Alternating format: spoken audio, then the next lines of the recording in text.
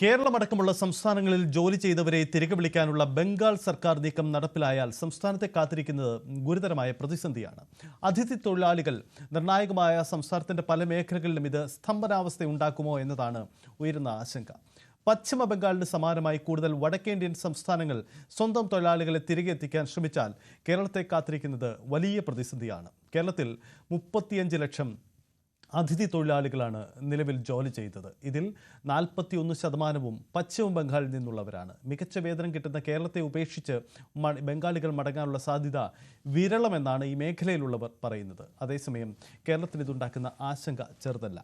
അതിഥി തൊഴിലാളികളുടെ വരവോടുകൂടി സംസ്ഥാനത്തിൻ്റെ പ്രധാനപ്പെട്ട തൊഴിൽ മേഖല, നിർമ്മാണ മേഖലയിലടക്കം ഇവർ നിർണായക സ്വാധീനമാണ്. അതുകൊണ്ട് ഒരു ദിവസം കൂട്ടത്തോടെ ഇവർ മടങ്ങുമോ, മടങ്ങിയാൽ അതുണ്ടാക്കുന്ന വെല്ലുവിളി എന്നത് വളരെ പ്രധാനപ്പെട്ടതാണ്. ഒപ്പം മമതാ ബാനർജിയുടെയും ബംഗാൾ സർക്കാരിൻ്റെയും ഇപ്പോഴത്തെ നീക്കത്തിന് പിന്നിലെ രാഷ്ട്രീയമെന്ത് എന്നതുകൂടി ഈ ഘട്ടത്തിൽ പ്രസക്തമാവുകയാണ്. നമുക്ക് വിശദമായി പരിശോധിക്കാം. MG മിഥുൻ നമുക്കൊപ്പം ചേരുന്നുണ്ട്. മിഥുൻ, എന്താണ് യഥാർത്ഥത്തിൽ ബംഗാൾ സർക്കാർ ഈ തൊഴിലാളികൾ തിരികെ കൊണ്ടുവരാനുള്ള നീക്കം ആരംഭിക്കുന്നതിൻ്റെ രാഷ്ട്രീയം എന്താണ്? എന്താണ് യഥാർത്ഥത്തിൽ ബംഗാൾ സർക്കാരിൻ്റെ വാഗ്ദാനം?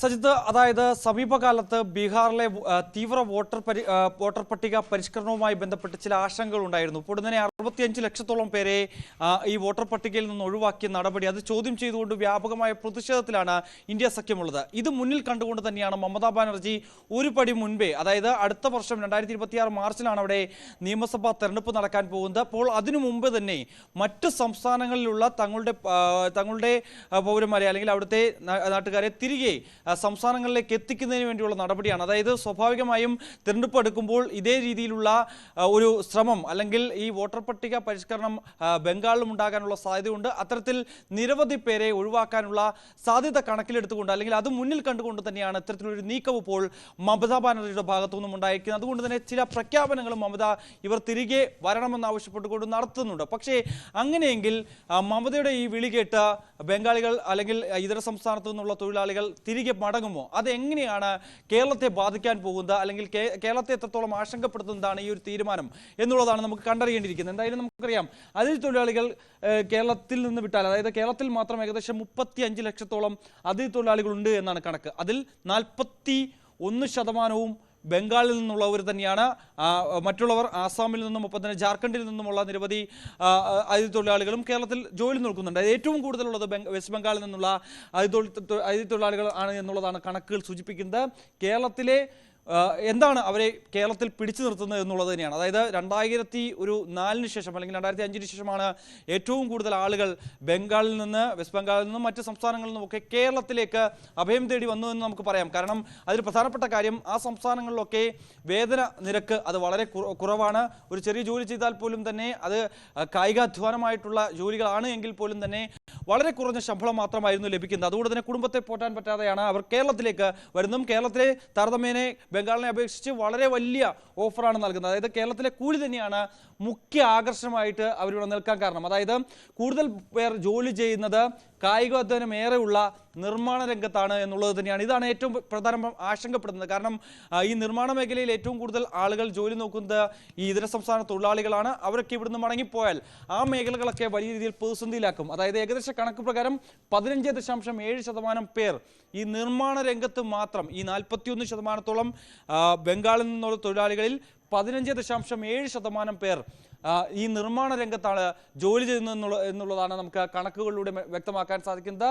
മരപ്പണി, ഫർണിച്ചർ നിർമ്മാണ രംഗത്ത് 13.22% പേർ ജോലി നോക്കുന്നുണ്ട്. പിന്നീട് നോക്കുമ്പോൾ ഹോട്ടൽ, റെസ്റ്റോറൻറ്റ് മുതൽ ജുവലറി നിർമ്മാണ രംഗത്ത് വരെ ഈ അന്യസംസ്ഥാന തൊഴിലാളികൾ ജോലി നോക്കുന്നുണ്ട്, ഇതര സംസ്ഥാന തൊഴിലാളികൾ ജോലി നോക്കുന്നുണ്ട് എന്നാണ് കണക്കുകൾ ചൂണ്ടിക്കാണിക്കുന്നത്. ശരാശരി കൂലി നമുക്കൊന്ന് നോക്കാം. അവർക്ക് എത്ര ദിനംപ്രതി ഇവർക്ക് ഓരോരുത്തരും താരതമ്യേന ലഭിക്കുന്ന കൂലിയുടെ ഒരു നിരക്ക് നമുക്ക് നോക്കുമ്പോൾ ശരാശരി കൂലി 800 മുതൽ 900 രൂപ വരെ ഒരു തൊഴിലാളിക്ക് ലഭിക്കുന്നുണ്ട് എന്നുള്ളത് തന്നെയാണ്. അത് വെസ്റ്റ് ബംഗാളിലാകുമ്പോൾ വളരെ കുറച്ച് തുക, ഏകദേശം ഈ കണക്ക് വെച്ച് നോക്കുമ്പോൾ 200-250 വരെ തുക മാത്രമാണ് അവർക്ക് അവിടെ ലഭിക്കുന്നെങ്കിൽ കേരളത്തിലേക്ക് വരുമ്പോൾ 800 മുതൽ 900 രൂപ വരെ ഒരു ശരാശരി കൂലി അവർക്ക് ലഭ്യമാകുന്നുണ്ട്. വൈദഗ്ധ്യമുള്ള ചുരുങ്ങിയത് ഉള്ള ജോലികൾ ചെയ്യുമ്പോൾ ചുരുങ്ങിയത് 1000 രൂപ വരെ ലഭിക്കുന്നു എന്നുള്ളതാണ് മറ്റൊരു പ്രധാനപ്പെട്ട കാര്യം. മറ്റൊന്ന് മേസ്ത്രിയുടെ കൂലി. അതായത് ഇപ്പോൾ ഒരു നിർമ്മാണ രംഗത്ത് ജോലി ചെയ്യുന്നവരാണെങ്കിൽ അതിൽ ഒരു കാറ്റഗറി ഉണ്ട്. അതിൽ മൈക്കാട് ജോലി ചെയ്യുന്നവരുണ്ട്, അതിന് മുകളിലേക്ക് മേസ്ത്രിപ്പണി ചെയ്യുന്നവരുണ്ട്. ആ മേസ്ത്രിപ്പണി ചെയ്യുന്നവർ നിരവധി പേരുണ്ട്. അവർക്കൊക്കെ 1200 രൂപ മുതൽ മുകളിലേക്കാണ് അവർക്കുള്ള കൂലി എന്നുള്ളത് തന്നെയാണ്. അതൊരു പക്ഷേ 1200 മുതൽ 1400 രൂപ വരെ ലഭ്യമാകുന്ന ആളുകളുമുണ്ട് എന്നുള്ളതാണ്. അതായത് തൊഴിലിൻ്റെ സ്വഭാവം അനുസരിച്ചാണ് കൂലി നിശ്ചയിക്കുന്നത്. അതുകൊണ്ട് തന്നെ മലയാളികളെ സംബന്ധിച്ച് നമുക്കത് നോക്കുമ്പോൾ മലയാളികൾക്ക് കൊടുക്കുന്നതിനേക്കാൾ ഒരു ശതമാനം തുക കുറച്ച് നൽകിയാൽ മതി എന്നുള്ളതാണ് നമ്മളെ സംബന്ധിച്ച് ഏറെ ആശ്വാസമായിട്ടുള്ളത്. പക്ഷേ അവരെ സംബന്ധിച്ച് ഈ കൂലി അവർക്ക് പര്യാപ്തമാണ്. അവർക്ക് അവരുടെ മുന്നോട്ടുള്ള ജീവിതത്തിനൊക്കെ ഏറ്റവും കൂടുതൽ മൂല്യം ലഭിക്കുന്നു, അല്ലെങ്കിൽ അത്രത്തോളം കൂടുതൽ കൂലി ലഭിക്കുന്നതും കേരളത്തിൽ നിന്ന് തന്നെയാണ്. അതൊരു ഗൾഫ് രാജ്യം എന്ന രീതിയിൽ തന്നെയാണ് അവർ കണക്കാക്കുകയും ചെയ്യുന്നത്. അതുകൊണ്ട് തന്നെയാണ് ഏറ്റവും കൂടുതൽ 2011 ശേഷമാണ് ഏറ്റവും കൂടുതൽ ആളുകൾ ഇവിടേക്ക് പ്രവഹിച്ച് തുടങ്ങുകയും ചെയ്തത്. ഇവിടുത്തെ ഒരു ജോലിയുടെ സാധ്യതകളൊക്കെ മുന്നിൽ കണ്ടുകൊണ്ട് തന്നെയാണ് അത്തരത്തിലൊരു പലായനം വെസ്റ്റ് ബംഗാളിൽ നിന്ന് കേരളത്തിലേക്ക് കൂടുകയും ചെയ്തു എന്നുള്ളത് തന്നെയാണ്. കേരളം വിടാൻ ഇവർ മടിക്കുമെന്നുള്ളതിൻ്റെ ഏറ്റവും പ്രധാനപ്പെട്ട കാര്യം അല്ലെങ്കിൽ കാരണങ്ങൾ ഇതാണ് എന്നുള്ളത് തന്നെയാണ്. നമുക്കറിയാം മമതാ ബാനർജി എന്തൊക്കെ ഓഫറുകളാണ് ഇവർ തിരികെ മടങ്ങി വന്നാൽ നൽകാൻ പോകുന്നത് എന്നുള്ളതൊരു പ്രഖ്യാപനം നടത്തിയിരുന്നു. നിങ്ങൾ തിരികെ വന്നാൽ ജോലി ഉൾപ്പെടെയുള്ളവർ വാഗ്ദാനം ചെയ്യുന്നു. അതെന്തൊക്കെയാണ് എന്ന് നമുക്ക് നോക്കുമ്പോൾ മടങ്ങി വരുന്നവർക്ക് ബംഗാളിൽ ജോലി നൽകും. അതായത് ഏകദേശം 22 ലക്ഷത്തോളം പേർക്ക് ഈ ആനുകൂല്യങ്ങൾ ലഭിക്കുമെന്നാണ് മമതയുടെ ഒരു പ്രഖ്യാപനം വരുന്നത്. തൊഴിൽ കിട്ടുന്നത് വരെ പ്രതിമാസം 5000 രൂപ. അതായത് കേരളത്തിൽ നിന്ന് മടങ്ങാൻ അവർ സന്നദ്ധ അറിയിച്ചാൽ ഇവിടെ നിന്നുള്ള യാത്രാക്കൂലി, അതിനുശേഷം തിരികെ ബംഗാളിലെത്തുമ്പോൾ തന്നെ 5000 രൂപ വെച്ച് ഇവർക്ക് നൽകുകയും ചെയ്യും. അത് 1 വർഷം വരെ ഈ തുക ലഭിക്കുമെന്നുള്ള പ്രഖ്യാപനമാണ് മമതാ ബാനർജിയുടെ ഭാഗത്തുനിന്നും ഉണ്ടാവുകയും ചെയ്ത്. മറ്റൊന്ന്, മക്കൾക്ക് സൗജന്യ വിദ്യാഭ്യാസം നൽകും. അടുത്തതായുള്ള പ്രഖ്യാപനം, കുടുംബത്തിന് ഭക്ഷ്യഭദ്രത ഉറപ്പാക്കും.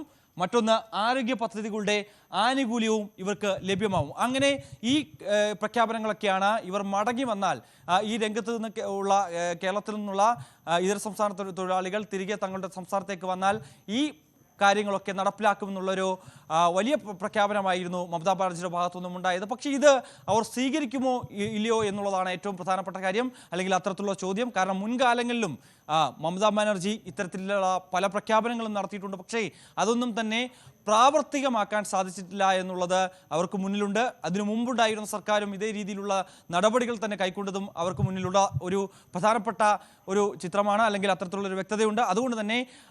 അതുകൊണ്ട് തന്നെ ഈ ഓഫറൊക്കെ ലഭിക്കും എന്ന് കരുതിക്കൊണ്ട് അവർ പൊടുന്നനെ കേരളം വിട്ടു പോകാൻ സാധ്യതയില്ല എന്നാണ് ഈ രംഗത്തുള്ള വിദഗ്ധർ ചൂണ്ടിക്കാണിക്കുന്നത്.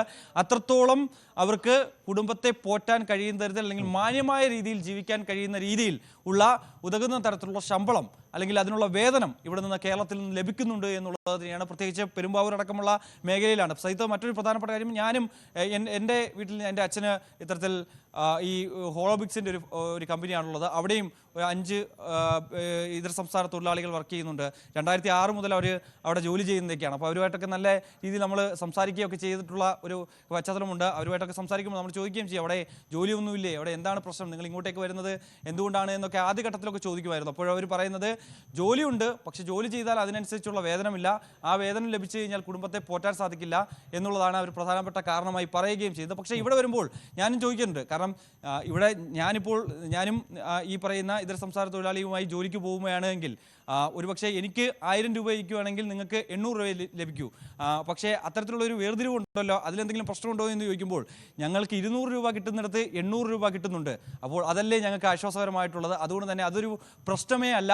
അതുകൊണ്ട് തന്നെ കേരളത്തിൽ ഞങ്ങൾക്ക് വളരെ ജോലി സാധ്യതയുള്ള അല്ലെങ്കിൽ കൂടുതൽ വേതനം ലഭിക്കുന്ന ഒരു സംസ്ഥാനമാണ്. അതുകൊണ്ട് തന്നെ ഇവിടേക്ക് വരാൻ നിരവധി ആളുകൾ അവിടെയുണ്ട്. ഓരോ വർഷവും അല്ലെങ്കിൽ ഓരോ മാസം തോറും ഇത്തരത്തിൽ ആളുകൾ കൂടുതൽ ഇങ്ങോട്ടേക്ക് ആകർഷിച്ചുകൊണ്ടിരിക്കുന്ന ഒരു സ്ഥിതിവിശേഷമാണ്. അതുകൊണ്ട് തന്നെ കൂടുതൽ ആളുകൾ ഇങ്ങോട്ട് വരുമെന്നൊക്കെ ആയിരുന്നു അവർ പറയുകയും ചെയ്ത്, അത് നമ്മൾ പിന്നീട് കാണുകയും ചെയ്തിട്ടുള്ളതാണ്. പക്ഷേ നിലവിലെ ഈ ഓഫർ അത് സ്വീകരിക്കുമോ എന്നുള്ള കാര്യത്തിൽ മിഥുന വളരെ അടുത്തറിയാവുന്ന മേഖല ആയതുകൊണ്ട് തന്നെ ഒരു കാര്യം കൂടി, നമുക്കിപ്പോൾ അവരുടെ വേതന കണക്കുകൾ നമുക്ക് പങ്കുവെക്കാം. എന്തായാലും മച്ച് ബെറ്റർ പശ്ചിമ ബംഗാളിനേക്കാൾ ഇവിടെ കിട്ടുന്നുണ്ട്, തർക്കമില്ല കാര്യത്തിൽ. പക്ഷേ അതിനപ്പുറം ഈ തൊഴിൽ സാഹചര്യവും സാമൂഹ്യ സാഹചര്യവും കൂടി ഒരുപക്ഷെ അവരെ കേരളത്തിൽ പിടിച്ചു നിർത്തുന്ന ഒരു ഘടകമായി കൂടെ. കാരണം ബംഗാളിൽ ജാതീയമായ വേർതിരിവുകൾ, രാഷ്ട്രീയ വേർതിരിവുകളൊക്കെ ഈ തൊഴിൽ മേഖലയിലും പ്രതിഫലിക്കുന്നുണ്ട്. പക്ഷേ കേരളത്തിലേക്ക് പറഞ്ഞാൽ ചില വിമർശനങ്ങളൊക്കെ ഉണ്ടെങ്കിൽ കൂടിയും ഏറെക്കുറെ സമന്മാരായി കണ്ടുകൊണ്ട് അവരെയും കൂടി ഉൾക്കൊണ്ടു പോകുന്ന ഒരു സമൂഹം നമുക്കിവിടെ ഉണ്ടല്ലോ. അതും ഒരുപക്ഷെ അവരെ ആകർഷിപ്പിക്കുന്ന ഒരു ഘടകം കൂടി ആവില്ലേ? സൈത്ത് സ്വാഭാവികമായി അങ്ങനെ തന്നെ കരുതേണ്ടിയിരിക്കുന്നു. കാരണം ഈ പലായനം ചെയ്ത് അല്ലെങ്കിൽ കേരളത്തിലേക്ക് ജോലി തേടി വരുന്ന ഭൂരിഭാഗം പേരും ഒരു 90% ആളുകളും അവിടുത്തെ പട്ടികജാതി വിഭാഗത്തിൽപ്പെട്ടിട്ടുള്ള ആളുകൾ തന്നെയാണ്. 2011 സെൻസസ് പ്രകാരമുള്ള കണക്കുകൾ നോക്കുമ്പോൾ ആ വിഭാഗത്തിൽപ്പെട്ടിട്ടുള്ള ആളുകളാണ് ഏറ്റവും കൂടുതൽ കേരളത്തിലേക്ക് ജോലി തേടി വന്നിട്ടുള്ളത്. കാരണം അവർ അവിടെ നേരിടുന്ന പ്രശ്നങ്ങൾ, അവിടുത്തെ സർക്കാർ അവരെ പരിഗണിക്കുന്നില്ല എന്നുള്ള പ്രശ്നങ്ങൾ, ഒപ്പം തന്നെ അവർക്ക് ജോലി ലഭ്യമാകുന്നില്ല എന്നുള്ള കാര്യങ്ങൾ, ഇതൊക്കെ മുന്നിൽ കണ്ടുകൊണ്ട് തന്നെയാണ് അവർ കേരളത്തിലേക്ക് വരികയും ചെയ്തത്. പക്ഷേ അവിടെ കിട്ടാത്ത ഈ ആനുകൂല്യങ്ങളെല്ലാം തന്നെ കേരളത്തിൽ നിന്ന് അവർക്ക് ലഭ്യമാകുന്നുണ്ട് എന്നുള്ളതാണ് അവരെ സംബന്ധിച്ച് ഏറ്റവും ആശ്വാസകരമായിട്ടുള്ളത്. അതുകൊണ്ട് തന്നെ ഈ പ്രഖ്യാപനങ്ങളിൽ നിന്നൊന്നും തന്നെ ഈ ഒരുപക്ഷെ ഒരു പരിധിവരെയുള്ള ആൾക്കാർ ചിലപ്പോൾ ഈ പ്രഖ്യാപനം കണ്ട് ഒരു പരിധിവരെ ആളുകൾ തിരികെ മടങ്ങിപ്പോയേക്കാം. പക്ഷേ ഭൂരിഭാഗം ആളുകളും ഇവിടെ തന്നെ നിൽക്കാനാണ് സാധ്യത എന്നുള്ളത് തന്നെയാണ്. അതിനനുസരിച്ചുള്ള വേതനം നമ്മൾ നൽകുന്നുണ്ട്, അവരെ ആ രീതിയിൽ പരിഗണിക്കുന്നുണ്ട്. പക്ഷേ മറ്റൊരു വശവും കൂടി നമ്മൾ പരിശോധിക്കണം. കാരണം വലിയ രീതിയിൽ പ്രശ്നങ്ങൾ ഈ ഭാഗത്തിൽ നിന്നുള്ള അല്ലെങ്കിൽ ഈ ഇതര സംസ്ഥാന തൊഴിലാളികളുടെ ഭാഗത്തു നിന്നൊക്കെ വലിയ പ്രശ്നങ്ങളൊക്കെ ഉണ്ടായിട്ടുണ്ട്, വലിയ അക്രമ സംഭവങ്ങൾ ഉണ്ടായിട്ടുണ്ട്, മോഷണ ശ്രമങ്ങളൊക്കെ ഉണ്ടായിട്ടുണ്ട്. പക്ഷേ അതൊരു വശത്ത് നിൽക്കുമ്പോൾ പോലും തന്നെ ഇവർ ഈ നിർമ്മാണ രംഗത്തു നിന്നൊക്കെ പോയാൽ പിന്നെ എന്ത് നമ്മൾ ചെയ്യുമെന്നുള്ളതാണ്. കാരണം മലയാളികളെ സംബന്ധിച്ച് ഇത്തരത്തിലും കായിക അധ്വാനം ചെയ്തുള്ള പണിയൊക്കെ വളരെ കുറച്ച് ചെയ്യാൻ ആഗ്രഹിക്കുന്നവരൊക്കെ തന്നെയാണ്. അതുകൊണ്ട് തന്നെ ഇവരെ നമുക്ക് ആവശ്യമാണ് എന്നുള്ളത് തന്നെയാണ്. അവർക്ക് നമുക്ക് ആവശ്യത്തിനേക്കാൾ കൂടുതൽ അവർക്ക് ഇവിടെ ജോലി ചെയ്യാൻ ആണ് ഏറ്റവും കൂടുതൽ ഇഷ്ടമെന്നുള്ളത് തന്നെയാണ്.